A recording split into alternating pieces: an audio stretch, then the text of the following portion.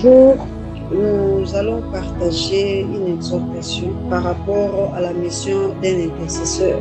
Nous allons lire la parole de Dieu dans le livre de Luc 9, verset 62. Je lis au nom de Jésus. Jésus lui répondit, « Quiconque met la main à la charrue et regarde en arrière n'est pas propre au royaume de Dieu. » Jésus souligne ici l'importance de l'engagement total.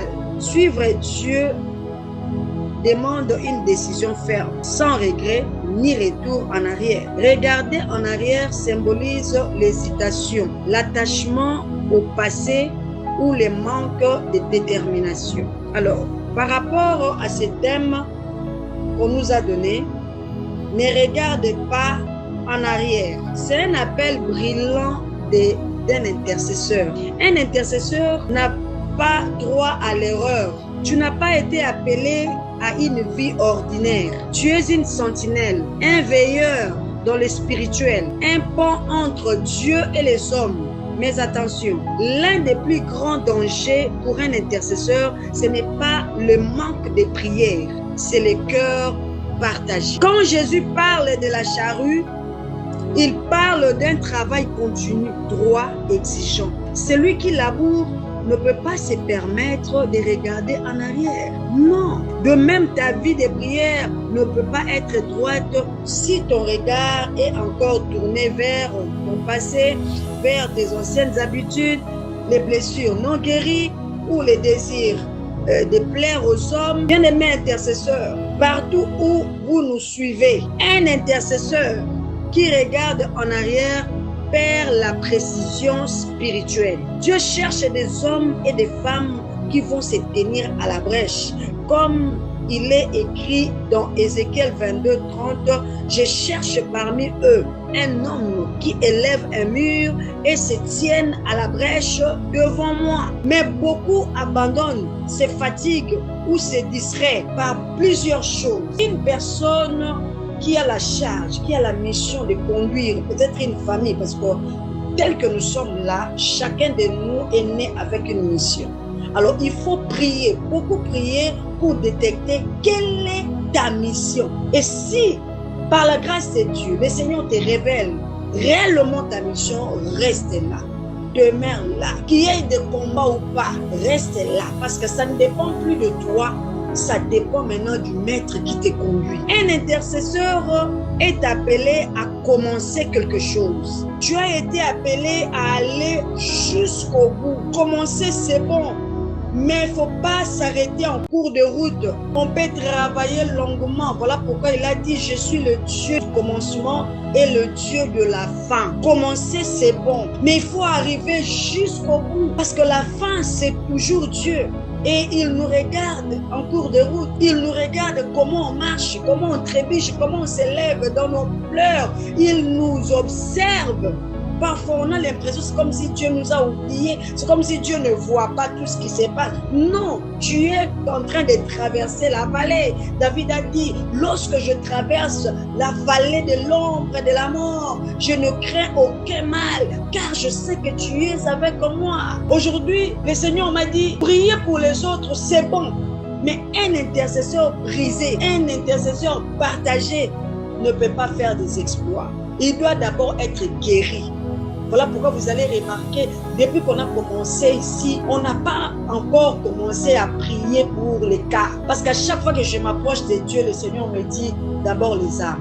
Préparez d'abord le cœur. Préparez d'abord qu'ils soient d'abord prêts. Ils ne sont pas vraiment prêts. Il y a beaucoup de choses. Leurs cœurs sont en train de saigner. Bien-aimés dans le Seigneur, lorsqu'on est un intercesseur, il faut prendre des fardeaux et déposer. Voilà pourquoi je suis contre ceux qui disent un intercesseur doit prier seulement pour les autres. Il n'a pas le droit de prier pour lui. Non, c'est faux. C'est faux. Archi faux. C'est archi faux. Un intercesseur a le droit de prier en secret aussi pour lui. Parce que tu dois être restauré. On commence avec l'âme de la personne. David a dit toujours dans Psaume 23, il restaure mon âme. La restauration d'une personne commence avec l'âme. Ça ne commence pas avec les biens. Ça ne commence pas avec l'argent. ça commence avec l'âme de la personne. C'est l'âme qui va tenir, c'est l'âme qui va combattre, c'est l'âme qui va travailler. Parce que si ton âme est partagée, c'est fini. On donne l'accès au diable. Alors, on nous a dit, tu n'as pas été appelé à commencer seulement, mais un intercesseur est appelé à aller jusqu'au bout. Regarder en arrière, c'est regarder ce que Dieu t'a demandé de quitter, douter de ton appel, revenir dans des combats que Dieu t'avait déjà fait vaincre. Souviens-toi de la femme de Lot, dans Genèse 19, 26. La Bible nous dit, un simple regard en arrière l'a immobilisé. Dans l'intercession, un cœur attaché au passé devient stérile. Mais voici la bonne nouvelle. Dieu, il t'appelle à la fidélité. Fixe juste tes yeux devant, sur la mission, sur les âmes, sur la voie de Dieu, sur la récompense éternelle, comme Paul l'a dit dans Philippiens 3, verset 13. Oublions ce qui est en arrière et me portons vers ce qui est en avant. Alléluia. Oh, j'aime le Seigneur. Oh, j'aime le Seigneur. Oublions tout. Oublions tout. Pourquoi?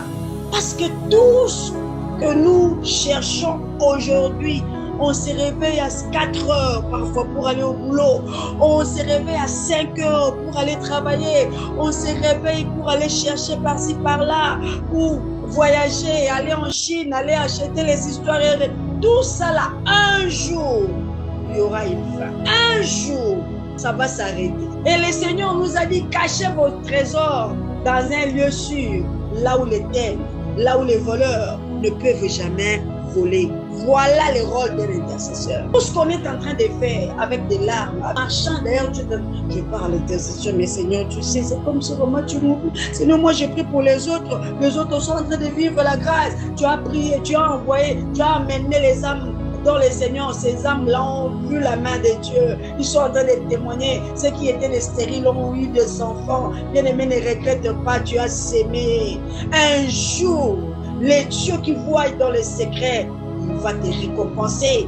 Notre Dieu est tellement fidèle, bien-aimé, il nous laisse le temps de pleurer, il nous laisse le temps de se lamenter, il nous laisse le temps de douter même.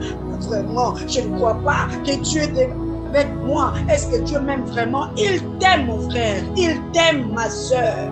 Laisse-toi aller, abandonne tes fardeaux. Vous savez, ce qui retarde un peu un intercesseur, c'est parce qu'on porte les fardeaux des autres avec nos propres fardeaux. Or, il a dit, venez à moi, vous tous qui êtes chargés et fatigués, et je vous donnerai mon fardeau léger. C'est-à-dire, quand on vient au Seigneur, quand on veut lui servir, il faut déposer tous tes problèmes. C'est ça la parole de Dieu.